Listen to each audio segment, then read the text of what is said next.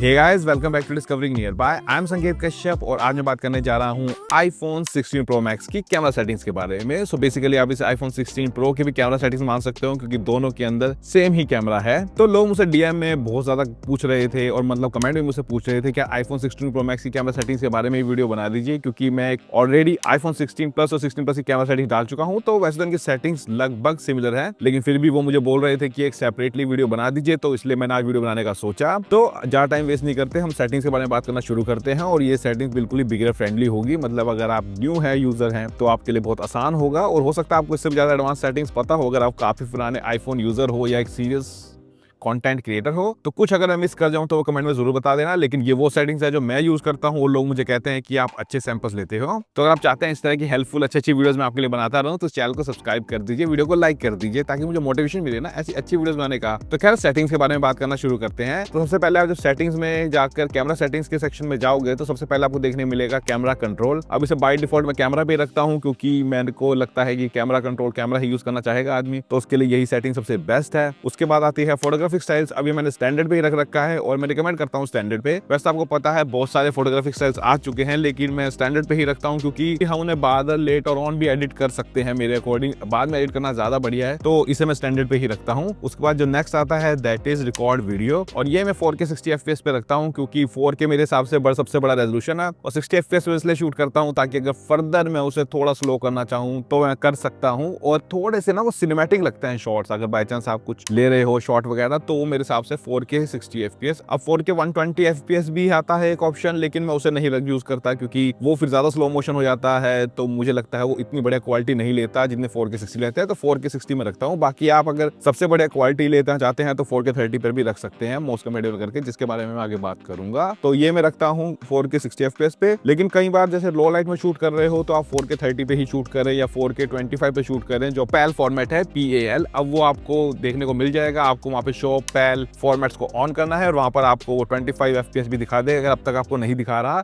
उससे क्या होता है कई बार नाइट में जो फ्लिकरिंग इफेक्ट आता है खत्म हो जाता है, तो उसके लिए चेंज करने के लिए वैसे आपको कोई दिक्कत नहीं है। जब आप 4K 60 FPS चूज कर लोगे तो 60 FPS पे क्लिक करके आप एक पर्टिकुलर जो आपको चाहिए कर सकते हो सिलेक्ट। उसके बाद आता है नीचे एनहांस स्टेबलाइजेशन का। अब इसे मैं ज्यादातर ऑन रखता हूँ क्योंकि ज्यादातर मैं हैंड हेल्ड शॉट्स लेता हूँ, लेकिन अगर आप ट्राइपॉड पे यूज कर रहे हैं, अपने फोन को लगाकर शूट करते हैं, तो आप उसे ऑफ भी कर सकते हैं। लेकिन मोस्ट ऑफ द टाइम ऐसे ऑन ही छोड़ता हूँ क्योंकि फोन को ज्यादातर मैं हैंड हेल्ड शॉट्स के लिए ही यूज करता हूँ। उसके बाद है action mode in lower light. अब इसे भी मैं ऑन रखता हूँ। क्या होता है कि एक्शन मोड आपकी फुटेज को बहुत ज्यादा स्टेबल करने की कोशिश करता है, लेकिन लो लाइट के अंदर कई बार वो काफी जिटरी हो जाती है क्योंकि वो एक्सट्रीम स्टेबलाइजेशन अप्लाई कर रहे हैं ना। तो अगर आप इस ऑप्शन को ऑन रखोगे तो कैमरा क्या करेगा, स्टेबलाइजेशन को थोड़ा कम कर देगा लोअर लाइट के अंदर, ताकि आपकी जो वीडियो है स्टेबल थोड़ी सी बेशक कम हो जाएगी लेकिन जिटरी नहीं लगेगी, मतलब क्वालिटी अच्छी आएगी। उसके बाद HDR वीडियो को मैं ज्यादातर ऑफ ही रखता हूँ क्योंकि मैं उसे इतना ज्यादा यूज नहीं करता। और ऑटो FPS को मैं ऑन रखता हूँ जो है 30 एंड 60 FPS, क्योंकि क्या होता है कई बार अगर लो लाइट में आप यूज कर रहे हो और गलती से आप ऑफ करना भूल गए तो कहीं ना कहीं आपकी वीडियो की क्वालिटी को थोड़ा सा डिग्रेड कर सकती है। तो ये मैं ऑटो में छोड़ देता हूँ ताकि कैमरा अपने अकॉर्डिंग एडजस्ट कर सके। उसके बाद लॉक कैमरा को मैं ऑफ रखता हूँ क्योंकि मैं चाहता हूँ जब भी मैं स्विच करना चाहूँ तो मैं आराम से कर सकूँ। उसके बाद लॉक व्हाइट बैलेंस को मैं ऑन रखता हूँ क्योंकि कई बार क्या होता है कि जब आप कहीं पर थोड़ा सा इधर उधर मूव करते हो तो व्हाइट बैलेंस अपने अकॉर्डिंग चेंज करता है, जिसकी वजह से कई बार जो वीडियो होती है वो अनप्रोफेशनल लगती है। तो लॉक व्हाइट बैलेंस को आप ऑन कर लीजिए। तो ये है रिकॉर्ड वीडियो से रिलेटेड जितनी भी सेटिंग्स थी। उसके बाद आता है स्लो मोशन। अब जो स्लो मोशन का है मैं 4K 120 FPS पे रखता हूँ। वैसे तो फुल HD पे अवेलेबल है, लेकिन 4K सबसे बढ़िया क्वालिटी है और 120 FPS बहुत ज्यादा स्लो हो जाता है, और ये बिल्कुल न्यू एडिशन है 16 Pro Max सीरीज के अंदर। इसके बाद आता है सिनेमैटिक वीडियो की सेटिंग। अब मैं इसके 4K 30 FPS पे रखता हूँ जो कि सबसे बड़ा रेजोल्यूशन अवेलेबल है। सिनेमैटिक का मतलब वैसे होता है 24 FPS, तो आप उसे 24 FPS पे भी शूट कर सकते हो, लेकिन मैं ज्यादातर प्रोजेक्ट जो बनाता हूँ वो यूट्यूब या सोशल मीडिया के लिए बनाता हूँ, तो वो मैं 30 FPS में बनाता हूँ, तो मैं उसे 30 FPS पे ही छोड़ता हूँ। बाकी आप अगर चाहें तो अगर आप 24 FPS का प्रोजेक्ट है तो उसे आप 24 भी ले सकते हैं। और सिनेमैटिक वीडियोस की रिगार्डिंग में मैं आपको एडिशनल टिप ये देना चाहता हूँ कि आप f की वैल्यू 4.5 या उससे बढ़ ही रखें, जिसमें आपको नेचुरल ब्लर देखने को मिलता है, क्योंकि अगर आप उसकी वैल्यू 2.8 रखते हो तो कई बार तो रिजल्ट अच्छे आ जाते हैं, लेकिन कई बार एज डिटेक्शन में थोड़ी सी दिक्कत होती है और थोड़ा फेक ब्लर सा लगता है। और अगर आपको बिल्कुल एक अच्छे कैमरे वाली प्राइम लेंस वाली लुक चाहिए तो उसे आप 2x पे शूट करिए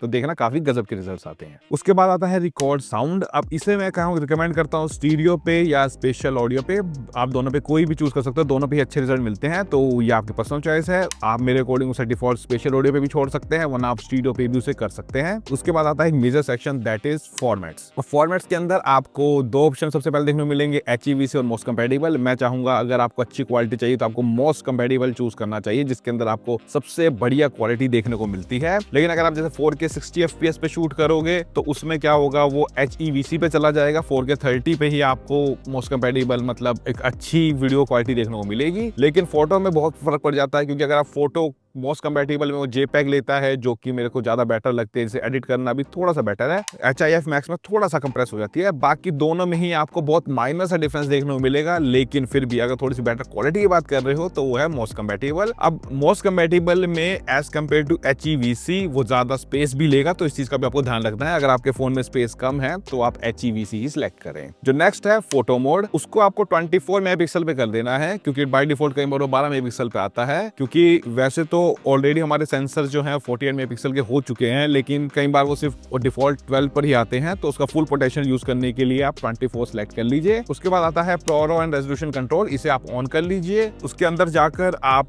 JPEG मैक्स चूज कर लीजिए, साथ ही साथ प्रोरो फॉर्मेट में JPEG लॉसलेस शूट कर लीजिए, जो कि मोस्ट कंपेटेबल है। इसके अंदर आपको सबसे बढ़िया फोटोज देखने को मिलेगी। लेकिन ध्यान रखना, अगर आप प्रोग्राम में शूट करोगे तो आपकी इमेज काफी बड़ी हो जाएगी, और वो थोड़ी सी प्रोफेशनल लोगों के लिए ही है। तो ये वैसे सेटिंग्स सबसे बढ़िया फोटोज के लिए है। और रेजोल्यूशन कंट्रोल करने की वजह से जब आप फोटो क्लिक करोगे तो आपको ऊपर एक JPEG मैक्स का ऑप्शन भी देखने को मिलेगा, जिससे आप फोटो खींचते हुए ऑन कर लीजिए, ताकि वो 48 मेगापिक्सल का फुल यूटिलाइज कर सके। बाकी आपके पास स्पेस कम है तो आप उसे ऑफ भी छोड़ सकते हैं, उस पर वो शायद 12 मेगापिक्सल पे फोटो लेगा। और एप्पल ProRes को मैं ऑफ ही रखता हूँ, क्योंकि ProRes मैं ज्यादा यूज नहीं करता, वो बहुत ज्यादा प्रोफेशनल लोगों के लिए है, क्योंकि वो बहुत ज्यादा स्पेस लेता है। लेकिन अगर आप ProRes शूट करना चाहते हैं, SSD वैसे में शूट करना चाहते हैं अगर, तो आप उसे भी ऑन कर सकते हैं। उसके बाद एक ऑप्शन आता है प्रिजर्व सेटिंग्स।